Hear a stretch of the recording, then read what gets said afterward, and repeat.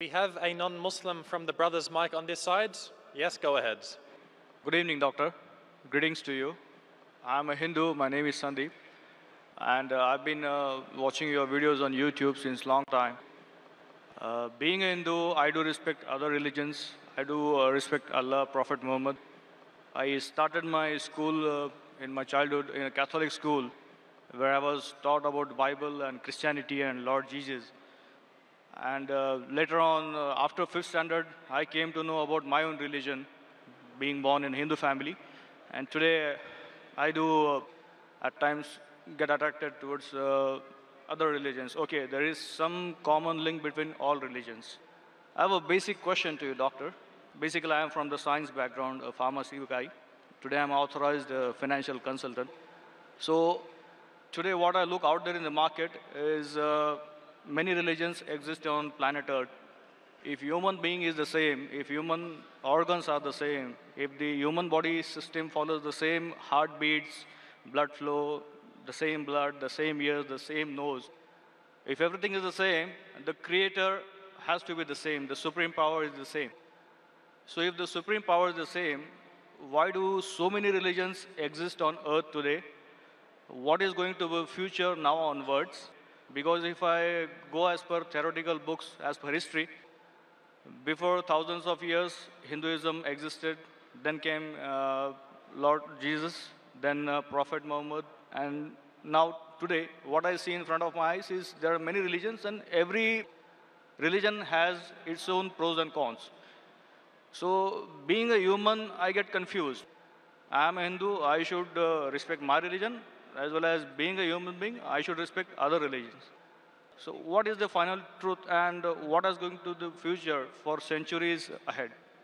The brothers asked a very good question, that there are so many different religions. More than 4,000 years back was Hinduism.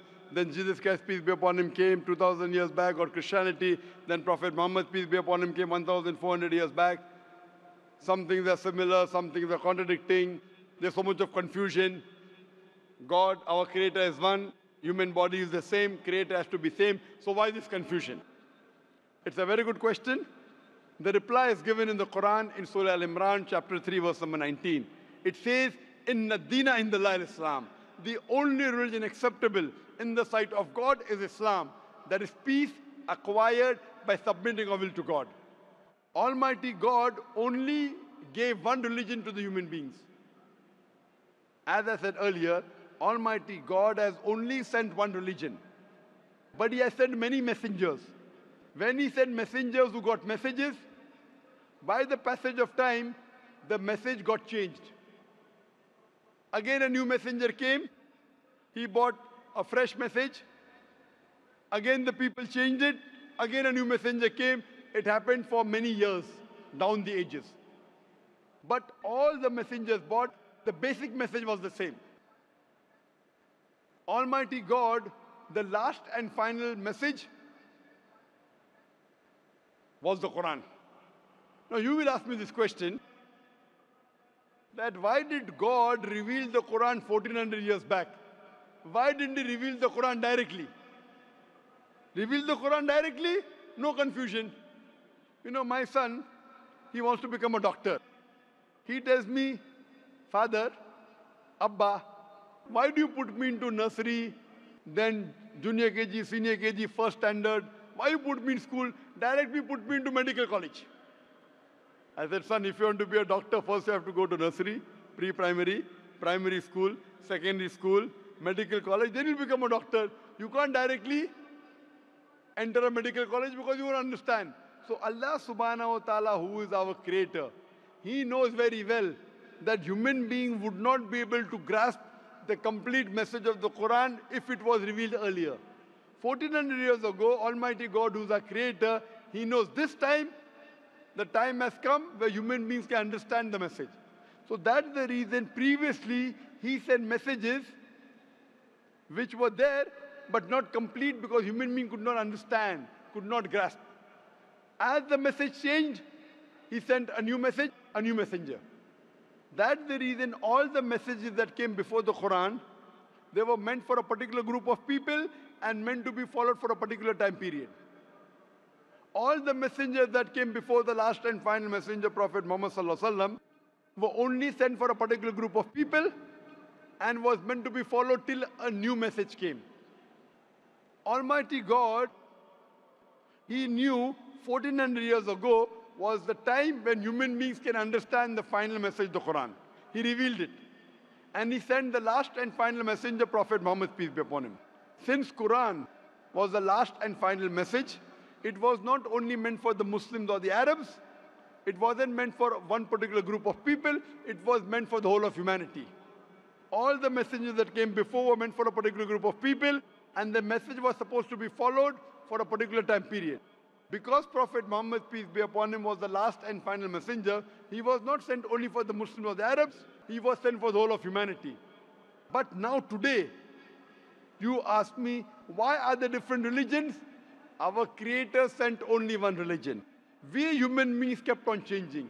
But even in the corrupted form, I have a formula. I have a formula which will not antagonize any human being. I tell all these human beings, at least believe that there is one scripture which is 100% the word of God.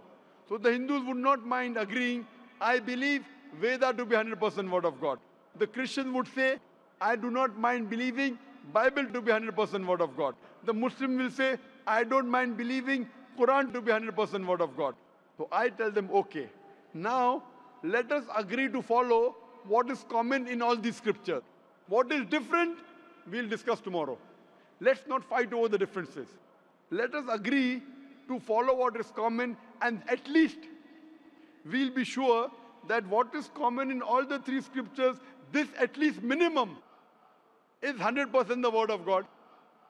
What is different may be the word of God, may not be the word of God. That we can discuss tomorrow. Now, when we do a research, and I being a student of comparative religion, I've studied the Vedas, I've studied the Upanishads, Bhagavad Gita, Bible, Old Testament, New Testament, Quran. Now, when I do research, I've come to know that all these scriptures say that there's one God. All the scriptures say that God has got no image, has got no photograph, no painting, no statue, no idol. All the scriptures say that Almighty God does not beget nor is He begotten. All the scriptures say that the last and final messenger to come is Prophet Muhammad, peace be upon him. I have quoted in this session many verses from Hindu scripture that Prophet Muhammad is the last and final messenger. I have quoted from the Bible. I have quoted from the Quran. So at least let us agree to follow what is common. Bible, Vedas, Quran, all three say that you should not have alcohol. And I've quoted that in my earlier answer. All three say that you should not gamble. All three say that you should not have pork. So let us agree to follow what is common.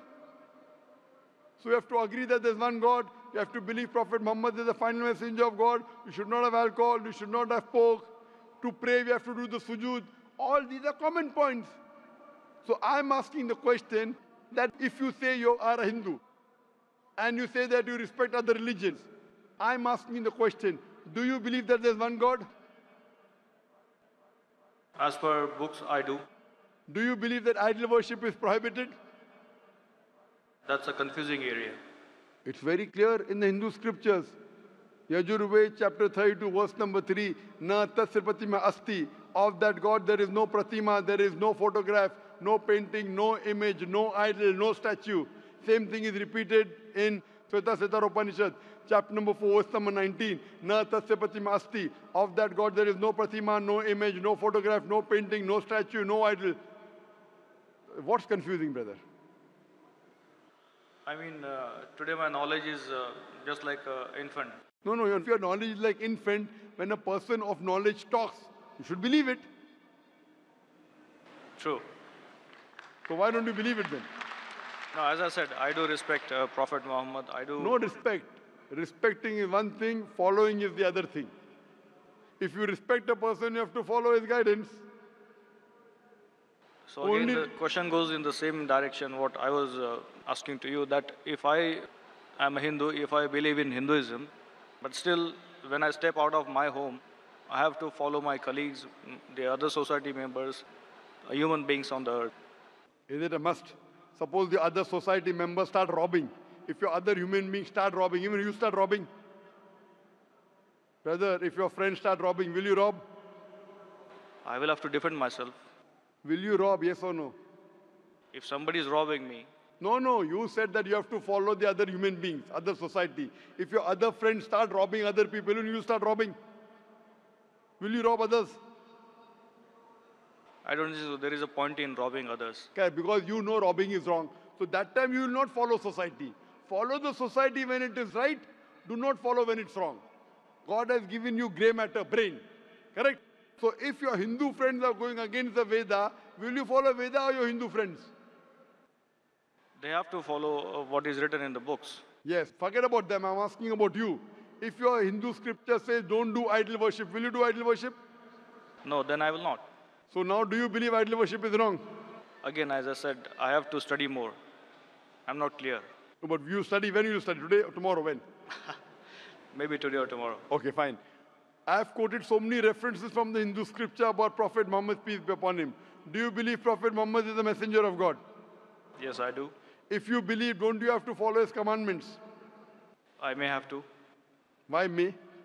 Again, I'm not If you clear. may believe in, then you may. If you do believe in, you do have to follow. It's simple English.